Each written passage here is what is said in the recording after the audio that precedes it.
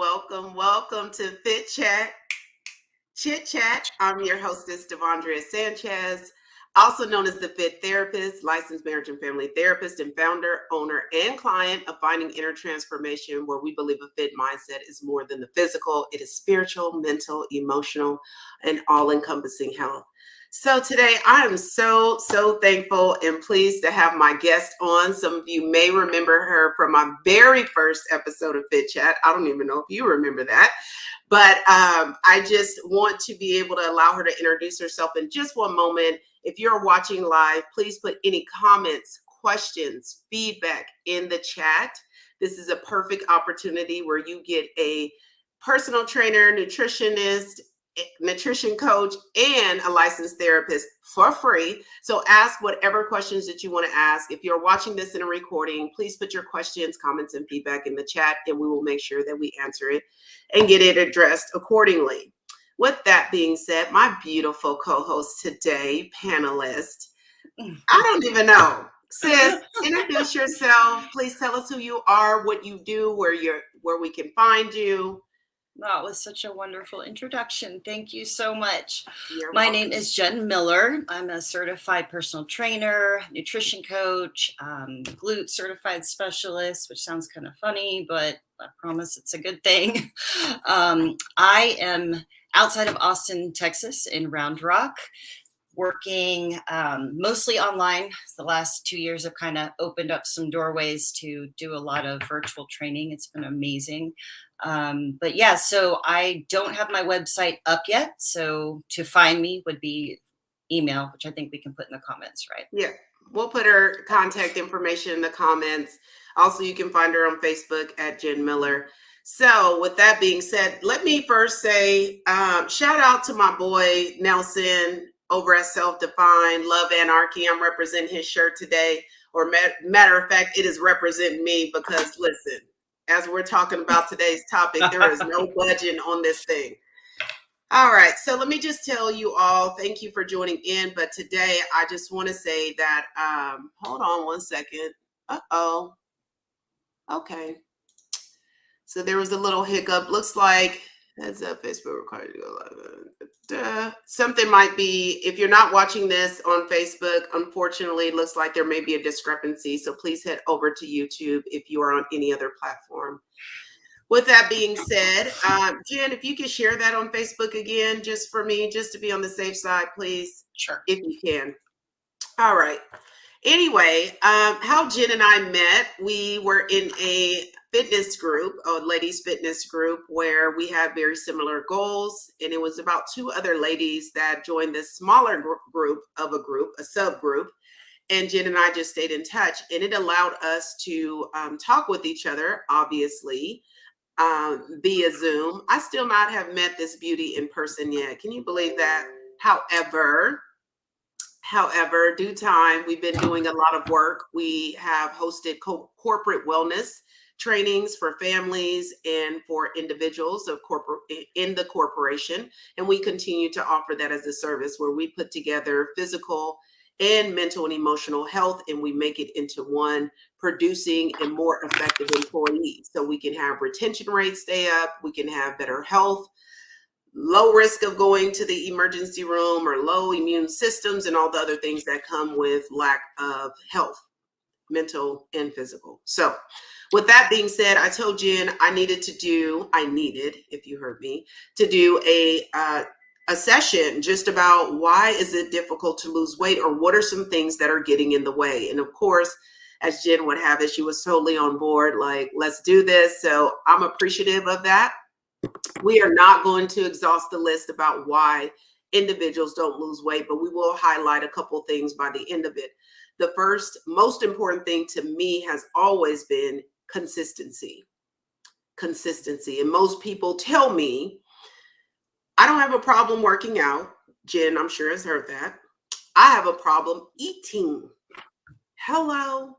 For those that don't know my story, you would not know that I was about 105 pounds heavier than I was today, 20 some odd years ago. That is true. I will post pictures up some other time. Those who are throwbacks with me do know that. So I've been on both sides of the fence. So when we talk about consistency, we are talking about even unhealthy consistency. I was consistently making unhealthy choices. So when people tell me that they're not consistent, I have to say, actually, you are consistent. It may be in this area of your life. And this is just a time to be very honest with ourselves. You know, when we talk about consistency, we need to look at a few things. And Jen, and I'm sure she can expand on this a little bit better. When we talk about being consistent, when we're talking about on being more healthier. Now, let's be very clear. And Jen, back me up on this. We're not talking about fitness level. We're not talking about being in a size X, whatever that is, whatever you can enter into that, or what size is, clothing or what's on the scale. We're talking about health, which there's a difference. And maybe you can Right. speak to that a little bit. But when you talk about consistency, what are some areas do you think that, besides the eating, that they should be looking at to be consistent in order to have either the scale move or better health or feel better about themselves? Because let's be honest, some people just want to have higher self-esteem or look good in clothes. Some people, it ain't Oh, about health. Let's be real, because I know when I first sure. lost weight, it was not about health. It was about, and I need some room in these clothes. Right. I think that's true for most people. For most people, that's their first thought. They want to feel good in their body, feel good in their skin. They want to look good in a pair of jeans, or the summer's coming up and they're planning a trip. But in my experience, as people begin to exercise and start to get stronger, they find that this was kind of an unexpected side effect, is that they feel better and they have more energy. And so that motivation kind of changes a little bit. Um, but going back to, some of the issues around health versus how we look physically, I think it can be deceiving to see maybe somebody who is 6 feet tall, maybe weighs 180 pounds, and you look at them and they're not overweight by the standards of the medical profession, but you don't know what their health is. They may be on 2 blood pressure medications. And typically we associate certain things with, a look. Somebody looks overweight, maybe they have high blood pressure, or they've had more of a tendency to have high blood pressure. So that's deceiving. So this goes back to what you're eating, Mm-hmm. not just the number on the scale or the clothes that you fit into, but what you're putting into your body. And Yes. that is something, we're not born with that knowledge. We have to learn it. Somebody has to tell us, or we have to go through something that, makes us stop and say, okay, what's going on here, and seek the help to figure that out. Yeah, that's You know a what I mean? perfect So whether, explanation. Right. And so when we talk about showing up and not wanting to go after a look, and there are people who get to the point where in their health journey, that it's the doctor who kind of says a little scare, and it brings them into uh, wanting to be more consistent. Right. And then there are the folks who, want to look good in their clothes or feel good in their bodies. And we recognize, because I would just say, just Jen and I have talked about, we have upper fitness endeavors, where some people may not want to go to the gym as much or have the muscular sculpture, but they just want to either be healthy, or they want to feel good, or they want to look good. And the byproduct, like you said, is get stronger. And that's when you start, to me, get into the fitness side. Right. Healthy is like, I'm free of disease. This is why I always talk about mental health in a way that reduces the stigma, because what we're saying is, you're free of illness and disease in your thoughts and your emotions and your actions. It's not a matter of, are you this diagnosis or that? We're not saying, is the scale this or that? We're saying health is like being able to show up, being able to play with your grandkids. What are the things that you want to do? And so with that being said, we have to focus on the things that matter. And the one thing is being consistent in what you put in your mouth. Now, some people will say, well, man, hold on, what's going on?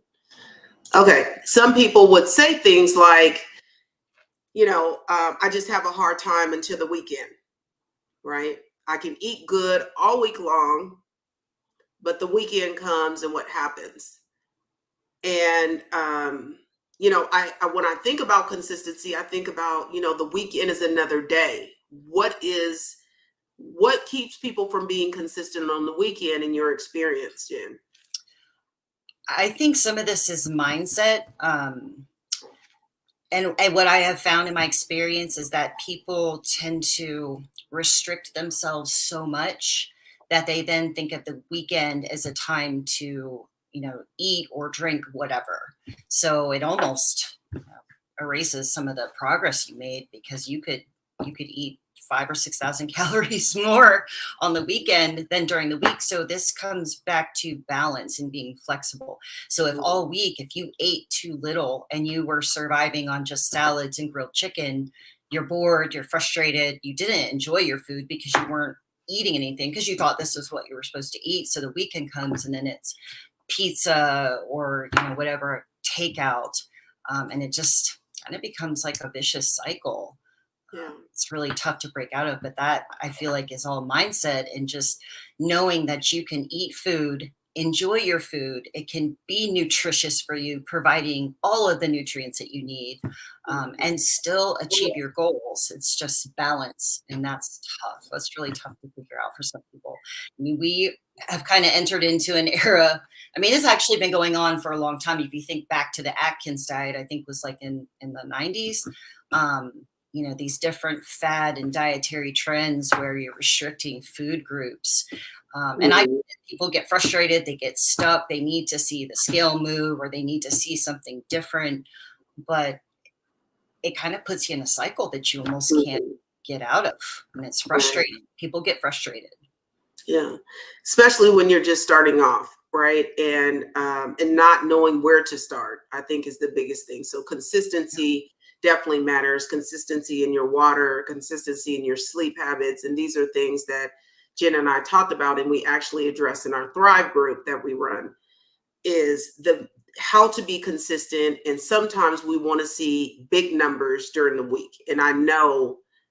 And then when let's say you do, because you've cut your calories down significantly, or you've taken out a food group, macro food group like carbohydrates, and then you hit a plateau.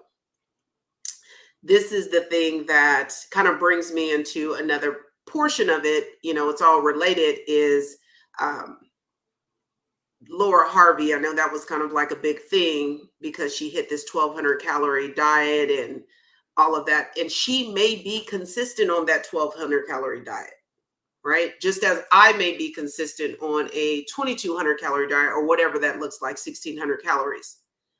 But the moment that my body gets used to that and I've hit a plateau, what happens at that point if I say, this is where I hit, and we'll take Laura Harvey as an example. Let's say she's 1,200 calories, but she plateaus and she wants to lose another a few pounds. What could happen to a person's body when they're getting in so few calories, but they're being consistent and they're saying that and they're trying to do the same thing they've done before, but the body's like, no way. Yeah, our body keeps changing too. Our body doesn't stay the same. And I was guilty of that myself, thinking, well, what worked for me 10 years ago doesn't work for me now. My body's different. My life is different. Things are different. And that kind of leads us into the calories in, calories out. So she's consuming 1,200 calories or, whatever she was eating around that. But it doesn't tell us what her macro content was. How much protein was she getting?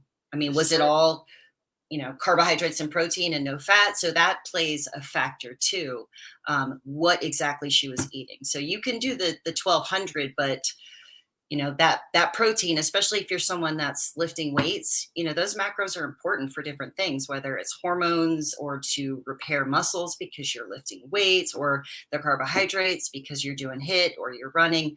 Those macros matter. And I've experienced this myself, going in to get a good workout and I'm tired and I'm depleted. And I'm like, what's wrong? I can't hit this number. And I did this a couple days ago. And then I have to think, what did I eat? Oh, I didn't eat much today or the night before. Those energy stores matter. So there's just so much that goes into that. Like you said, our bodies change, the calorie amount, but what's going on in your life? Sleep, stress, your health. Right.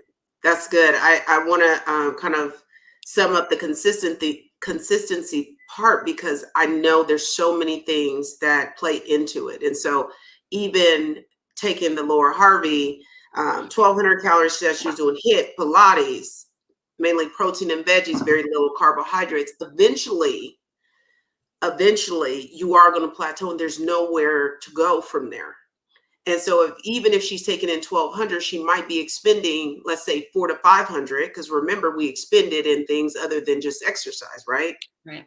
Yep. We expended in what? Laughter, standing up, walking, fidgeting, right? There's so many things. So she may only have been getting like 700-800 calories in, if that, which is very difficult to sustain. And eventually you may rebound from that.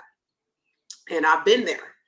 And it's not good. So one thing that we could tell someone to kind of wrap up, a way just to start being consistent, what would you recommend, Jenn, just to start being consistent in their weight loss journey?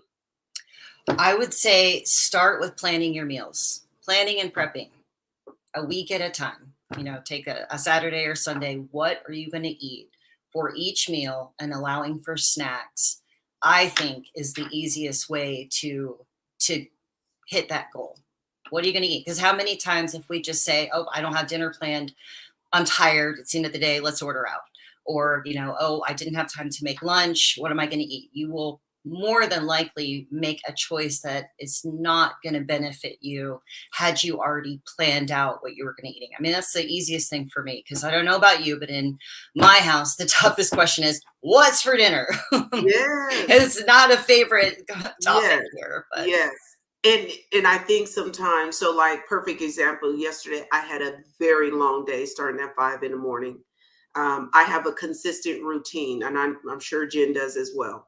Mine looks like I get up. I told someone not that long ago, I have been literally working out for 20 years now or so, maybe 18, consistently. I still set up my gym clothes. I do. I mean, I'm not well put together. So that's why I don't post y'all in the morning, because I'll be having on boxer shorts with a bamboo. I may got a tank top, no bra. I mean, I'm looking a wreck if somebody came in on my, if you ever see me post a workout, trust me, it was very planned and strategic, because it's not always pretty, especially when I'm in my own home. So I think I would be remiss not to talk about some things that relates to mental health around consistency. And I recognize there are some things that prevent people in their mood, in their feelings and emotions, that keep them from activating or being motivated. If I suffer from depression and I don't want to get out of my bed all day because I'm sad, or I feel depleted because my sleep is not well, or I'm sleeping too much, putting in a workout is probably the last thing I would want to do. I do know the benefits of working out when it relates to depression. It's actually the one thing you should be trying to do, even when you don't feel like it. But maybe it doesn't look like a full day of whatever. Maybe it looks like when you feel well, you go ahead and do that meal prep that Jenn's talking about. If you only feel well for an hour, I mean, take care of necessary things, but meal prep doesn't have to be what you see sometimes on TV.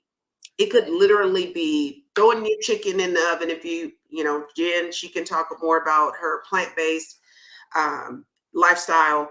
I eat the meats. We talk about that. I eat the meats. She knows that. I respect where she comes, and she's challenged me to have no meats in my meals before, and I've successfully have done that. So I get it. But when I feel well, if I am depressed or anxious or dealing with some irrational, dysfunction or anything like that, when I get a window of time, get the chicken, throw it in the oven, get your lentils, get whatever it is, your quinoa, your sweet potatoes, just throw it in the oven. It doesn't have to be this perfect thing. And then go ahead and separate it. You can do it in bulk like I do and freeze it, bring it out when you want it. But consistency, your body is looking for consistency. I promise you, because right now it is based off consistency of maybe some of those unhealthy behaviors. That makes sense. Anything you want to add to that, Jen? Yeah, absolutely. Definitely, I think the point you're making is just doing one thing, even in these times. And we have all gone through so much in the last couple of years that sometimes one thing is all you're capable of doing, but it's a step forward. So even if you can say, I didn't get my workout in or didn't get outside, you got that one thing done. And sometimes you don't want to show up to your workout. You don't, and you may show up to your workout and you're tired and you've got a lot going on. But even if it wasn't what you wanted, I've never had anybody say, yeah, I wish I hadn't come today.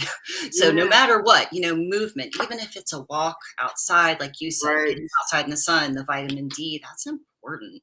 Yeah, And I know that a lot of people are struggling with mental health right now. It is really, really hard. yeah, And a lot of isolation and confusion, which is yeah, why, having people that you can reach out to or groups or accountability partners is really, really important right yeah. now. Now's the time where we need to be supporting each other and coming together. Absolutely. So, question: how do you know which meals to start with? Oh, A good one. it is a good one. And this kind of goes into, this is a good question. A lot of people ask, they say, what do I eat? And so what I would say is, what do you normally eat? Sometimes it's not always about the food that you're eating, but how much you're eating, portion control. I would say, what are you eating right now? And look at the content in that food. How many calories, fats, proteins? Is it, do you feel good when you eat this food that you're eating? If you're eating maybe something that is really heavy or more fat dense, does it give you a stomach ache? So there's no bad or good food. We just have food that maybe is richer in nutrients that provide nutrition, for your body. But one person's meal plan won't look the same as another. I believe if you enjoy your food, you're going to stick with it. If you Hmm. eat things that are very restrictive and boring, it doesn't last. You might, lose weight or achieve your goal or put on weight or gain the muscle, that you wanted. But Yeah. it's so individual. It's really not a very straightforward answer. I'm sorry, April. Yeah. And then I would follow up and say, now there are some foods we know are just good for your body, right? And Mhm. Yeah. unfortunately, it's hard to focus on when you are bombarded with all these different diets, and or they're not well rounded, right? If your main staple of your diet, for instance, is, let's say anybody is tacos and you're not losing weight, well, then tacos are a problem, Right. right? It doesn't mean you can't have them. It may need to be a matter of, as Jen said, portion control, how they're being made, right? Mhm. Certain oils are not good for our body.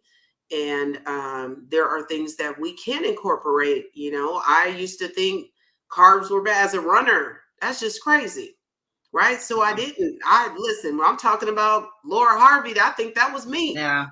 not even knowing what to do. And I would tell you that, look at your diet, as Jen says, start writing things down. What are you putting in your mouth? How many calories are you really getting? Most of the time, you don't know. It wasn't until, and I would tell nobody, unless you were in competition or doing something extreme, that you need to weigh and count every morsel. Right. But I have been in those extremes for years. And I thought here it was, I was just having, 1 tablespoon of almond butter. Child, please. When I weighed that thing, it was like two. It was like two and some change. So whatever I thought I was getting double that. And that's the thing. If you can start preparing most of your meals and be consistent in preparing them at home, you know what's in them. When we go to these restaurants, Jen can tell you, what are we Yeah. looking at with those restaurants? Well, I will tell you, tracking, like you said, seeing what's in your food is a great short-term tool, but in the long run, the labels on your food, and especially in a restaurant, it's not going to be accurate. It's not Mhm. legally. They allow it up to 25% and maybe even more. Some people say 50%. That's Those labels crazy. can be wrong. So you may be consuming way more than you think you are. So we can track, we can weigh, we can measure, we can do all that, but nobody wants to do that the rest of their life unless they have some very specific reason. Most people don't want to. So portion control, knowing what's in it, preparing your food at home. Are you cooking this without oil? Are you baking? Are you grilling? There's always modifications with anything. If you love tacos, you can make tacos at home and Mhm. in a less sodium filled and fattening way and still enjoy them. It's just about making those changes. But yes, when you eat out at a restaurant, you might think you're getting 500 calories, but Listen, I will tell you one thing because I have tried many diets because I just enjoy seeing how my body responds, not because I necessarily need to diet. Um, unless I'm doing a strategic cut for something, that's a whole nother Oprah. But I would say, did y'all know? And I didn't know this till I was on keto. I was looking like, what could I eat at IHOP or Denny's on keto, right? When I was doing it years ago. Child, the moment they told me that they put pancake mix in their eggs, oh, did y'all know that? Y'all better speak on it. I did not know that. That's why they're so fluffy. This is why you will never get your eggs like restaurants. So when I go, ever since then, I ask for cracked eggs. I ask for cracked eggs because if you don't, they are putting pancake mix or batter in their eggs to make it fluffier. Wow, that is So interesting. So when Jen talks about 25 to 50%, when you go to restaurants and you look up there and it says, oh, it's 800 calories, anticipate maybe 1100 to 1200 calories or more. I'm not going to be able to do it. But I would tell you that doesn't mean don't go out. You make the best out of the opportunity. And then sometimes just go ahead and come into an agreement that this is something I'm doing, I want to do. And there should be no guilt or shame attached to eating out. That's a whole nother topic. So another thing I want to get into really quickly is expectations is why you may not be losing the kind of weight that you want or feeling good about the weight that you want to lose. Because I'm going to tell you, speaking from experience, and I've shared this for anybody who's willing to listen, I was 240 pounds when I was 18 and a half to 19 and a half. Most people that knew me in college knew me, and I was a bigger girl, okay? Because I ate. But when I started losing weight, I was losing weight fast initially. And I think that's what happened when people have a massive amount of weight to lose. And Jen, you can speak to that too. Of course, if you're eating 20-piece nuggets, girl, I was eating 20-piece nuggets, a large fry, and then followed up with a shake. I'm not judging. I'm just saying that went down. Like that was that kind of behavior. I went to school in Oklahoma. Folks know how to eat out there. Let me just say that. Did you know there was a white gravy? Well, I didn't know that. I didn't know that until I left California and went to Oklahoma. I remember calling my mom, was like, why didn't you tell me there was a white gravy that existed and it's delicious? She was like, back away from the white gravy. But I didn't. And I said that because then there hit a period that I wasn't losing the weight as quickly as I was at the beginning. So my expectations was I should be able to be like this. You want to speak to people in the expectations about whether it's the scale or the weight loss? Well, yeah, those expectations can be really tough, especially if we're comparing ourselves with what somebody else did. For instance, two people going on the keto diet. And you're right. Oftentimes people do lose weight quickly if they have a large amount of weight to lose. A lot of that is water weight initially, but then just you're more mindful when you're being intentional. Sometimes you're just making smaller changes. But two people do the same diet, and I've heard this so much, and I know it's a really, really tough subject. But one person will lose 20 pounds and the other person might lose 2 and be frustrated. Why isn't this working? Why isn't this working for me? And that answer is not easy because everybody's body is different. And knowing what you're putting into your body, exactly your health, if there's any conditions going on, hormones, sleep, all those things can affect weight loss. But if you set that expectation and it doesn't happen, then what? Yep. You know, what happens Yep. after that? Well, my friend lost 10 pounds. I lost one, or maybe you even gained some. Then That, what? No? listen, I've had that happen. People don't do, I promise. If you know that you are making changes, I don't care if the change was I walked 10 more minutes today Yeah. or I got 30 more minutes of sleep. That should be a great non-scale victory. And Jen and I talk a lot about that in our Thrive group about non-scale victories, because if I had to compare myself, especially at the beginning of my weight loss journey, and I had a friend that went with, we totally different body shapes, totally different. If she's watching, you know who you are. She has the small pear hips and butt, and I had the small straight up and down, and then I was just a little bit larger at the top. And we used to always say, well, if we could just change each other's body parts, we'd be good, right? If I could put your top on my bottom and my bottom on your top. Right.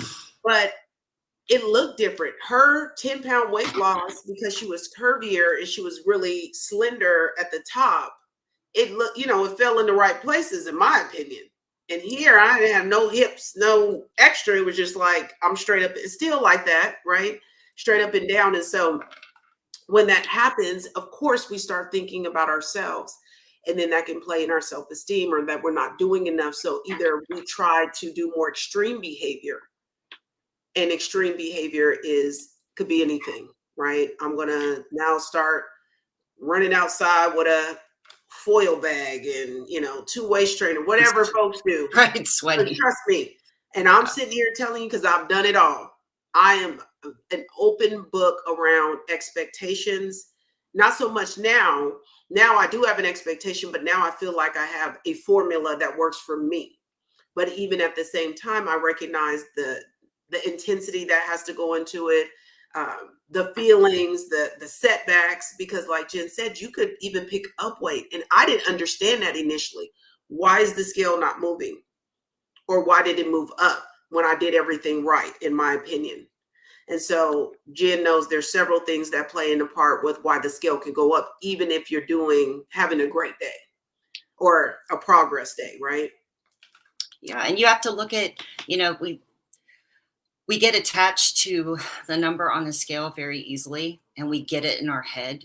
I was guilty of that for a long time. I thought for my height, I had to be this very specific weight to have the perfect body. Mm-hmm. And I had that weight. When I look back at myself now, I'm like, why was I thinking that? I am like 15, 20 pounds heavier now than even before I had my daughter, but I like myself more now. I didn't lift weight. I didn't have strength. I didn't, have muscle mass. So I have a friend that I said, okay, if you could have biceps and, great, maybe you're about 22% body fat, or would you like this number on the scale and just be really skinny and no energy and not look in the mirror, be able to flex your biceps? What would you choose? Hands down, number one. She wanted the muscle. She wanted the energy. She wanted to feel good. Yeah. So it's hard because we go to the doctor and we have to get on the scale, and that messes with us. It really does mess with us. But then that goes back to mindsets, changing your mindset around that. Yeah. I mean, it took me a long time to get out of that mindset. And I put on weight, but I'm okay with that because I don't mind how my clothes fit. I would rather feel good, feel strong, be able to lift weights than care about the number on the scale. Those victories to me are more important than that number, because that number doesn't tell me my health. That number doesn't tell me, how much weight I can squat or deadlift. Yeah, that's so good. Another thing, and we said we were only going to touch on a couple, but I think it's important to touch on is we keep mentioning sleep. And sleep is imperative in weight loss. And I don't think people understand how much value we should be putting on sleep. Listen, I value sleep, y'all. I'm not a napper because I don't need one. I just need to go to bed. Most of my friends who know me, they know Don't call her after a certain time. It's extended a little bit now recently, but even in lack of sleep, I've read somewhere it can drum up at least 300 to 500 extra calories the next day. 300 to 500 calories. And if you think about that, at 3,500 calories making a pound, you could easily tackle that in a couple weeks, right? Assuming that you're not overeating on the weekend. Excuse me. And by overeating, I think Jen and I could easily talk about what that looks like. But you're less rational when you're tired and fatigued. It's harder to fend off because your body's trying to just fix it. And if it needs energy, well, I need my first energy source. Yeah. Right. And your body, you will actually crave things like sugar and caffeine and things like that, because your body will do what it needs to survive and keep going. Your cortisol levels are higher. And that's, yeah, quality of sleep is important too. So even if you get 7 to 9 hours, what was your quality of sleep? You know, for someone that has sleep Yeah. apnea, they're actually not sleeping that good, which means their brain is tired, their body is tired, they retain water. And like you said, maybe don't make the choices that they would normally make if you're, you know, more rested. It's Yeah. a tough one. Yeah. Glucose levels drop, all these other things. So so I'm glad you said that quality of sleep, because you could be in the bed tossing and flipping like a fish out of water for 9 hours. Listen, okay? Yeah.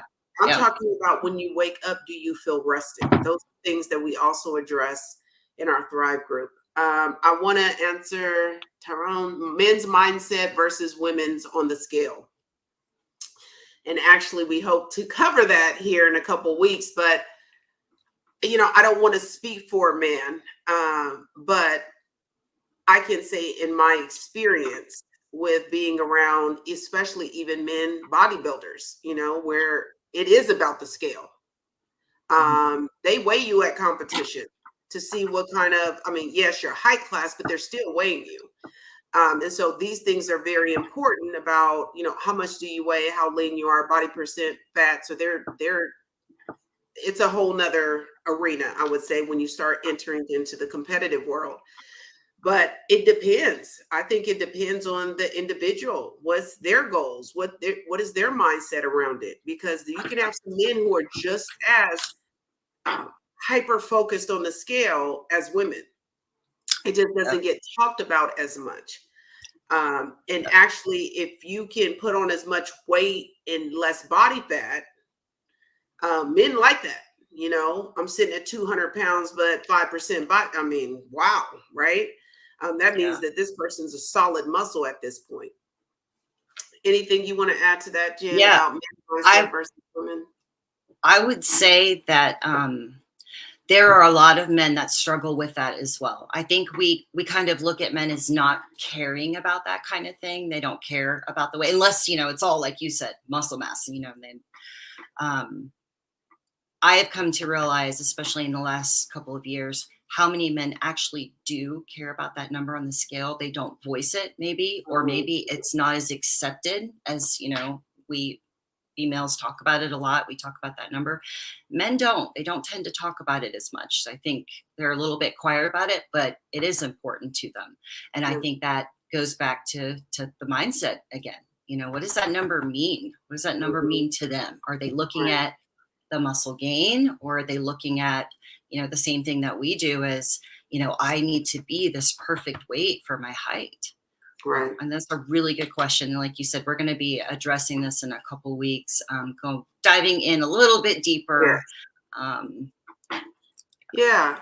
And then I think people, you mentioned at the beginning that our bodies change. Some people, like I did, I thought I was going to, listen, y'all, my last time even remember at 145 pounds or 50 pounds, I was like in 8th grade. And so in my mind, as an adult woman, I need to be back 145, 150 pounds to be in a size 11, y'all.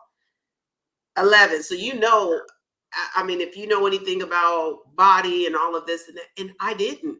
I'm a little bit less than that now. And I'm in way different sizes. My body completely changed. As a matter of fact, I didn't even think my body could bypass them numbers at one point in time in my life. So when you think about that, you can't go on what used to be, because a lot of people think I want to be back in my high school weight, or I want to be back when I was a basketball player, or a wrestler, or whatever that is. And that's such a misconception. You started alluding to that earlier. Somebody posted, a friend of mine, I told her I wasn't going to mess with her because she posted, I remember looking at pictures back when I thought I was fat. And now that I am fat, I want the old fat, right? But when we do that, like, oh, if I can just get back to that size. But when you were that size, there was a distortion around I wasn't small enough or whatever it is. And so I thought that was important to recognize. So Tyrone says, I have also found that BMI skills are not really accurate espionage when they are used as a gimmick for purchasing items like scales. Doesn't work for my body type. Yes, Tyrone, constantly. Yeah. That's an issue. Yeah, and they use that, when you go to the doctor's office too, they put you in kind of this BMI box. Right. But someone who is shorter and has a large amount of muscle mass is going to be considered obese when they're not. Yep. So I agree. I do not like the BMI Yes. at all. Yes, that was Tyrone's thing. We've also recognized, and we won't go down this rabbit hole today, is on, people of different ethnicities, when it comes to body fat or density, and then being in that box of, being 5 foot to 5'3", and you need to be 110 pounds. Like, who's these people? Yeah. But so I know we're coming up on the 41-minute mark. I want to make sure that people have an understanding that consistency is most important. Jenn covers starting with meal preparation. We're not telling you what to prep in that meal, but we are going to say, watch your sodium intake, and even that comes with a share of flexibility. As a runner, I need to have some sodium in my diet, right? And so if you are just beginning, start with, look up some healthy meal plans, healthy food alternatives. And I'm not talking about they call it, the SAD diet, right? The standard American diet. I'm talking about whole foods, right? And so, Jenn, you could probably talk about what whole foods means really quickly versus processed, so people have an understanding, because what these labels solicit is like, yeah, get your healthy grain, sugar-free bar, low fat. Right. And I think that's confusing. I think getting back to the basics, lean proteins, whether that's, and how you cook it, limiting the amount of red meat. So not, once or twice a week, fish, chicken, turkey, but vegetables and grains and less processed stuff that comes out of a can or a bag. I mean, they do flash freeze vegetables. Those are pretty easy, but keep sticking to the basics and using spices and sauces and things like that to flavor your food. You can't really go wrong there. It's when we start, eating out where the food's cooked in oil, or even if you cook in oil at home, or the things that we add on top. If you've ever looked at the bottle of oil, I think it's like 14 tablespoons of, 14 grams of fat per tablespoon or 2 tablespoons. So say you're just putting that in the bottom just so your food doesn't, stick to the pan. Your food is absorbing all of that. And when you eat it, you are then absorbing it. So it's really easy to underestimate how much you're eating. So just kind of using an air fryer, grilling, baking, sticking to the basics. Broil. You like fried? Broil it. Broil that thing. Don't be like me, though. Put it on broil and then walk away, and then the fire alarm goes off. Oh, Jeff's been doing that lately too. He's been burning everything. So one chop. Don't do that. Yeah. And so, like Jenn said, whole foods, fresh is best. Frozen's next best. If it's canned, be careful. In a pinch. That's like fruits, vegetables, lean protein, moderate amount of fats. Yep. Yeah. And we won't go on different types of diet, because this is not that. We've both have seen people very successful in certain types of quote unquote fad diets that they've really stuck to it as a lifestyle. And we've seen people do it wrong, or we see people very unsuccessful. So it should be a lifestyle change.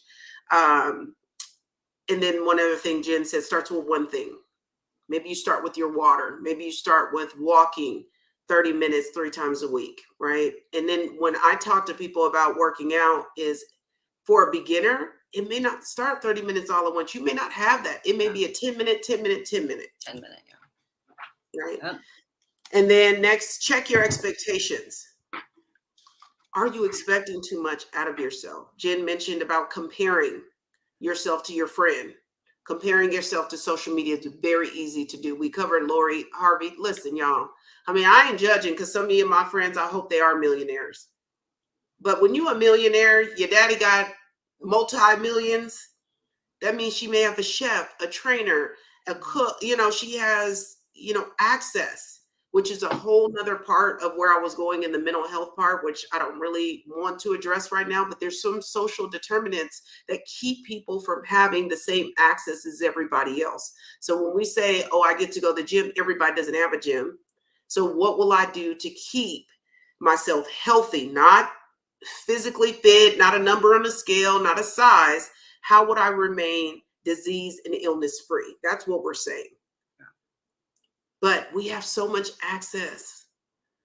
YouTube, Google, there's some amazing things that Jenn and I will be, hopefully we'll be able to offer another Thrive group. We had a chance to offer one last year and the year before last. Yeah.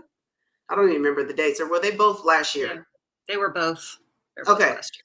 Last year, we had a chance to offer a Thrive group, which talks about the psychology of eating, the psychology, of course, of mind and emotions, what happens to us when we don't get proper sleep, what happens to us when our hormones are a little bit out of whack, to include things like depression or trauma or anxiousness. And then Jenn does a beautiful job with giving like workouts and modified workouts. Don't feel like you have to do what everybody else does. Listen, I don't know how to downward dog, y'all. I'm not cat, cow. I don't know those things. I don't claim I don't do that. Okay. So functional movements, things that we don't think about, getting up and down from a chair, in and out of your car, up and down the stairs. Yes. Yeah. You need your muscles, bones to do that. Tendons, you need those things. So hopefully we can address some of that in our Thrive group. So we said consistency, we said expectations, and we said creating one habit for yourself. Maybe you start with water, maybe you start with something. And then we didn't talk about it much, but Jenn brought it up because accountability partner is amazing. We would love to hold ourselves accountable, but let's be real. We're human. You think I'm gonna talk myself down out of an Oreo cookie? Probably not. I might not do that, especially if you're just starting. If you're just starting, groups, Jenn was saying Facebook groups are an amazing way to get set up. With that being said, we didn't even address medication. We didn't address thyroid conditions. We didn't address micronutrients that could be impacting us. What else didn't we address that could be a concern? We rattled off a couple things. Sleep, you mentioned that. Digestive health is a big one. Everybody absorbs food differently. That's huge. Really important. Yeah, that's such a big topic to discuss. But yes, your digestive health. Yeah, I think that was most of it. Yep. Stress, right? Mental health or lack thereof. But some of these other things are within your control, even though they may be difficult because we got to reconstruct the way we think about food, water, sleep, how they are all intertwined. They're all intertwined. It starts with awareness too, like you kind of been saying, being aware. Yes. Awareness, and through this process, we kind of become, more refined through our journey. Yeah. Tyrone mentioned cultural diets. Absolutely. Yeah. And I'm going to say cultural diets, yes. And then cultural mindset, and we, again, I don't want to scratch that because we'll save that for another time. But, that goes back sometimes to what we've been conditioned. We didn't talk about trauma as it relates to food. We didn't talk about many of those things because we would be here literally all day. And we want to make sure you can take at least those three things, at least today. Those three things. What are my expectations? Are they realistic? Mm-hmm. Should not be realistic to drop 4 and 5 pounds a week. Yeah. Yeah, I've seen this, and some people get too excited. I need to drop 40 pounds in the next 30 days. Not a realistic or healthy expectation. Yes. So Listen, yeah, realistic expectation. you can do that, but it's going to be, I mean, and I'm not pointing fingers about what kind of drug you would have to use to do that, Correct. but I can promise you it is coming with a cost that you will not be able to afford.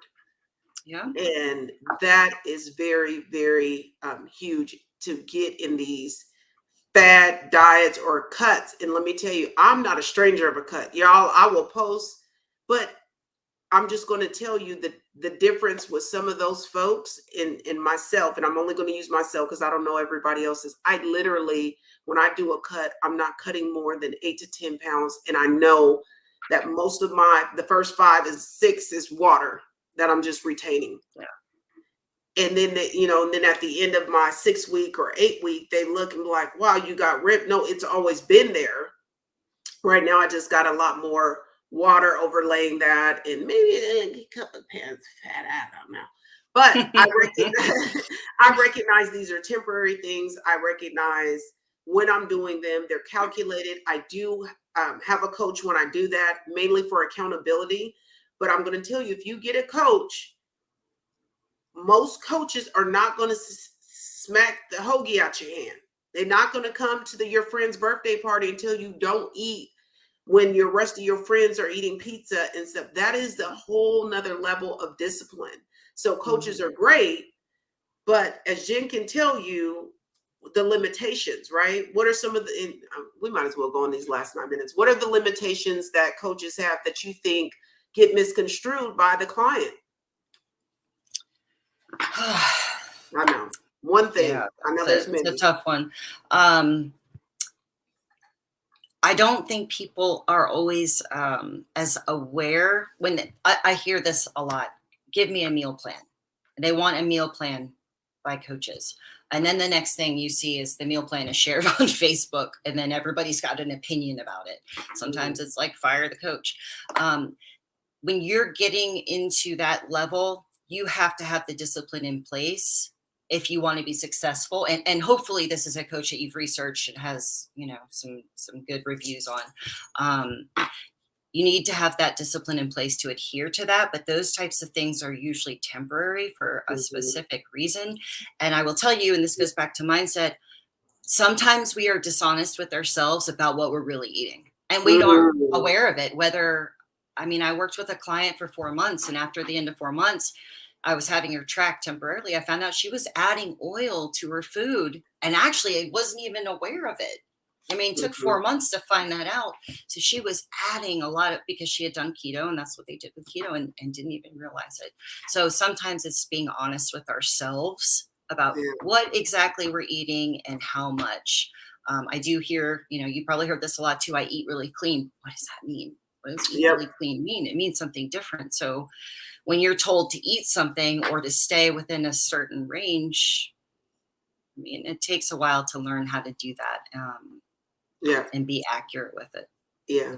So, if you do decide to hire a coach, or, you got to be honest and trust me, I've had coaches. I have one that I can go to at any time, which is nice, but he expects me to already have a level of understanding. He's not, yes, he could take someone who's a beginner, but when I'm dealing with him, there's some things that we just know about each other. He knows about my body now that is good. It's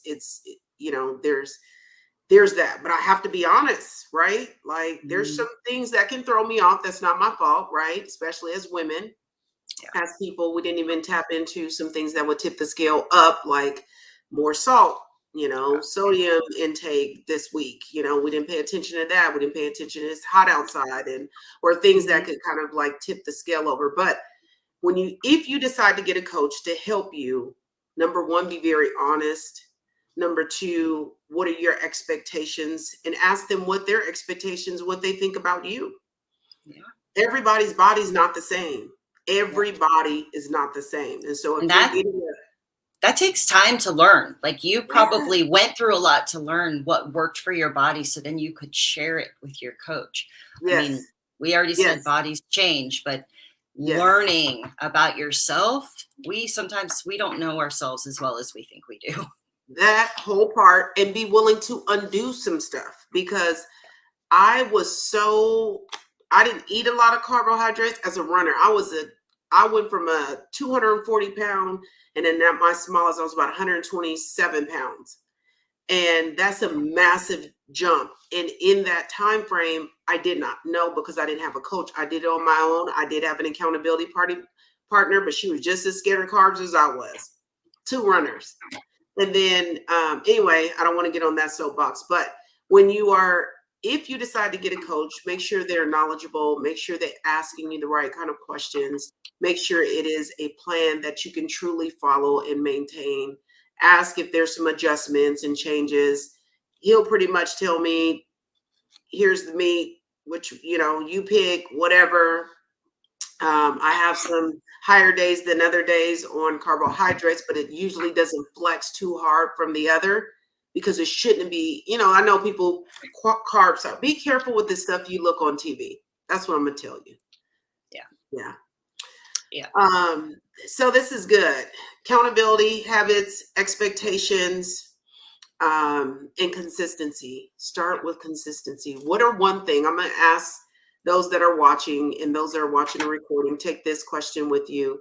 What is one thing that you want to start being consistent in to be a healthier you? Not a size 5 you, not a runner you, not a CrossFit you, none of that. Because I've seen people do all sorts of different sports or activities. But what is one thing that you said, you know what, if I did this thing for the rest of my life, it wouldn't be a problem? And I'm going to tell you, for me, is getting my water in. For me, I would tell you 95% of the time, my husband, and he's clearly on here, is my witness. I'm going to get my sleep. Sister girls, and again, if you got a condition, go to your doctor. Find out what it is. Yeah. Because sleep can impact not only your mental health, your emotional health. Heck, I'm even going to safely say, besides physical health too, is your spiritual health. Oh, yes. Go down there and pray if you want to, and close your eyes. Child, you might not get back up because you fell asleep. Yeah. I'm guilty of that too. Yes. Okay. So, April, since you put that out there, let that be your one thing right now. Yeah. Increase your water. That doesn't mean jump to a gallon. I just had this talk with someone else. It may mean starting off 8 ounces more than you used to, right? It may mean with eventually getting to 60 more ounces. What's the one thing? Can you start off 1 day a week working out? One day, 20 minutes. They say within the first 5 minutes of workout, it literally shifts your mood from whatever mind state you are in into a happier mindset. Within 5 minutes, you are now starting to. 15 minutes, 10 to 15 minutes, you are now tapping into that runner's high, even though essentially what we're saying is endorphins. Tap in, it's free. It's your body's morphine. Hello. Yeah. It's free. You ain't got to rob nobody to get it. Okay. You ain't got to get it off the streets. It's already in you. You just got to pull it out. So, Jen, what's the email they can find you at, or where on Facebook? I could put it in the chat. Jenn Miller 48@gmail.com, and Facebook, just Jenn Miller. Okay, if you would like to reach out to Jen via email, again, I'm going to invite a coworker to join me. Yay, April. It's good to have an accountability partner. If you want to get in touch with Jen, there she is, JennMiller@gmail.com, and you can find her on Facebook. Jenn Miller 48. But I forgot the 48. Okay, don't email that. But we'll check back for questions too. For anybody that wants to comment with questions. Email her. That's probably the best way. If for whatever reason you cannot find her on Facebook at Jenn Miller, email her and she will get back in touch with you. She is a nutrition coach, glute specialist, y'all. Glutes. Sisters, you all want them peaches back there. She's the one, she's the one to help you get it. Yeah. And then you can also reach out to her for personal training endeavors. Again, she's in Texas, but via tele everything nowadays has made it really, really simplified. And then, of course, if you would like to be on Fit Chat, Chit Chat, and you have a story you would like to share, please, please, please email me at fitchatchitchat@gmail.com. You can find me on all social media platforms at Fit Therapist. If you are watching on YouTube, you already know where to find me. Otherwise, you can find me on YouTube at Fit Therapist. And I am doing a training here soon on PTSD, so I will probably come back on, since this is the month that we recognize it, even though we know people live with it daily. We want to make sure that we cover that. Stay tuned for another Fit Chat about health and wellness with Jenn and I. We are thinking more specialized the next time around. Hopefully not next week, but the week after next. Just stay in touch and look for that Facebook post or YouTube post. With that being said, thank you all for joining us. Please feel free to put any comments even once we get off live today, and we will make sure that we answer them. If it is specifically about nutrition or workouts, I can definitely get that over to Jenn, or you can find her at JennMiller48@gmail. And then, of course, you can email me at fitchatchitchat@gmail.com. Take care and God bless. Bye. Bye.